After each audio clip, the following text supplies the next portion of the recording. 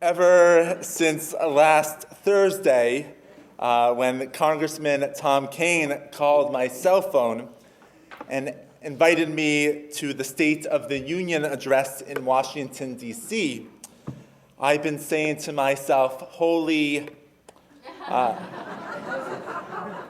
whole word holy has come out of my mouth a lot as I tried to understand the magnitude of this invitation. Each member of Congress gets one guest for the State of the Union, and Congressman Kean invited me. Thank you. I was honored, I was stunned, I was humbled, and extremely excited for this once-in-a-lifetime experience. When I taught high school history and civics in Worcester, Massachusetts, the State of the Union gave me weeks of lesson plans. It was the Super Bowl of the curriculum. It was the secular high holy days. Thus, when I received the invitation from Congressman Kean, I instantly said yes. I wanted to be a part of history. And so as I walked on Capitol Hill, wandered around the Capitol building with the congressman, through the rotunda, in the speaker's office, down the press lane, and entered the House chamber, I kept on thinking to myself, holy. And I think holy is an appropriate word for the State of the Union address. And while there may have been a little bit of booing, maybe some shouting, and some words between a certain senator and a certain congressman, the majority of my State of the Union experience was extremely holy. It was holy because of the ritual. Every president since George Washington has given a State of the Union address. I got to see George Washington's handwritten State of the Union address at the Library of Congress at a special reception with Congressman Kean before the State of the Union. And a fun side note, George Washington's State of the Union address is shorter than this sermon. The sermon's not long, I promise. We know from our Jewish traditions, rituals are always a way to create sacredness. And there are many rituals that take place at the State of the Union.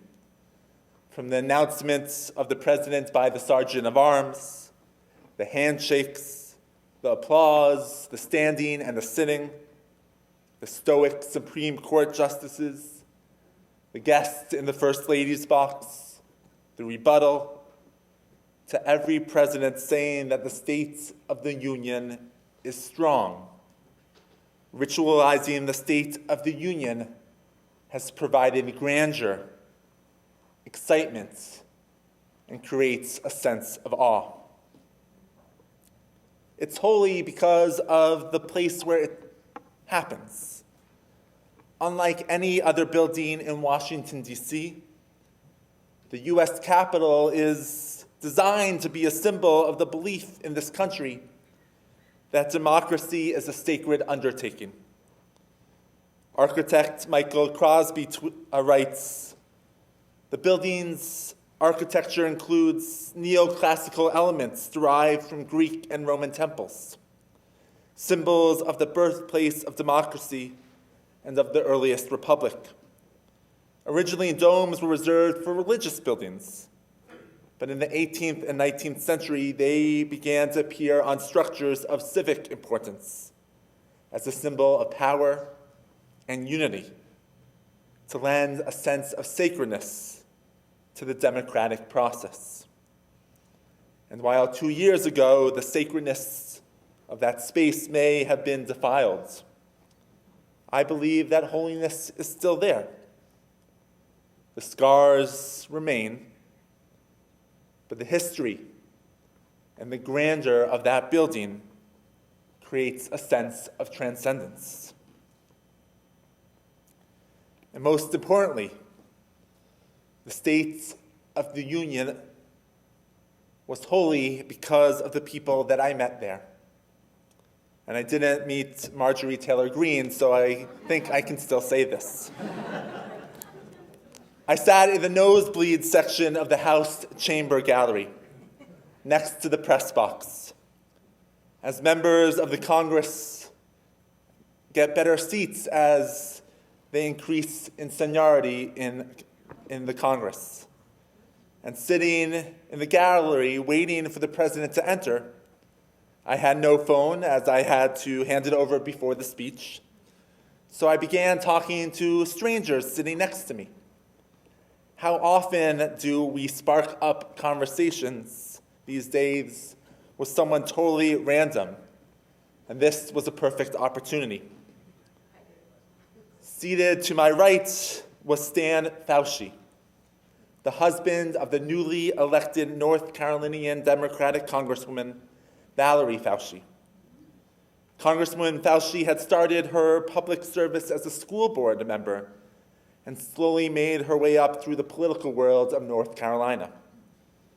Mr. Fauci spoke about the dedication that his wife had shown, how proud he was of where she has gotten, and that she portrayed the American dream. She was the oldest of 6, born to 2 teenage parents, and she watched her parents work multiple jobs to make ends meet.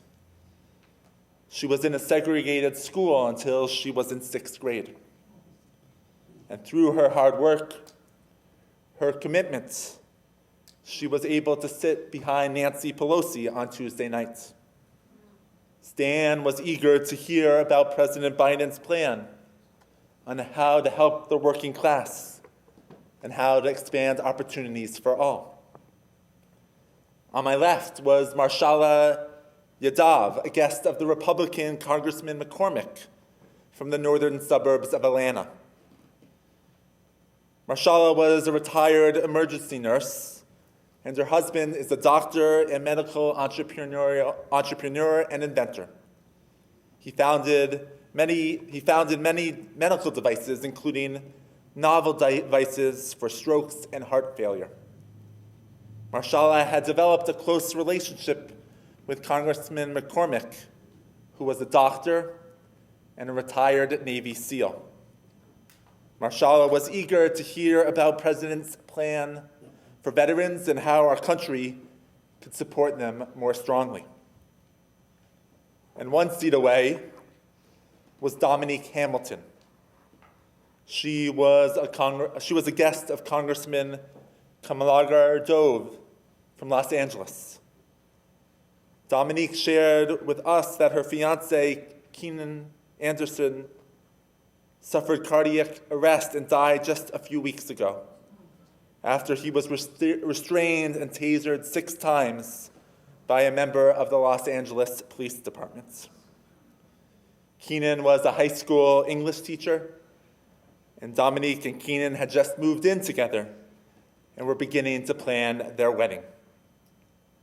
Dominique was eager to hear about President Biden's plan to hold police more accountable. And for some of the guests that I was seated next to, I was the first rabbi that they had ever met. They were interested in the community that I served, the role of the rabbi, my feelings towards Israel, and I shared with them the concern I had about the rise of anti-Semitism and hate in our nation, and what I had hoped to hear from the president. We were 4 people from diverse backgrounds, from different political leanings, sitting and talking, and that was a holy experience. Perhaps it's fitting that I've been saying the word holy over the past week, because in this week's Haftarah from the book of Isaiah that Jack will read tomorrow, We recite familiar words that we say as part of our morning liturgy. Kadosh, Kadosh, Kadosh. Holy, holy, holy. Our Haftarah is about connections with holiness. The text of the Haftarah demonstrates the possibility of holiness in the most unique locations. In my time in Washington, D.C., this past Tuesday was a perfect example of that. I am grateful for the invitation from Congressman Kane to be his guest at the State of the Union and to have this once-in-a-lifetime opportunity to experience this holiness. Shabbat Shalom. We turn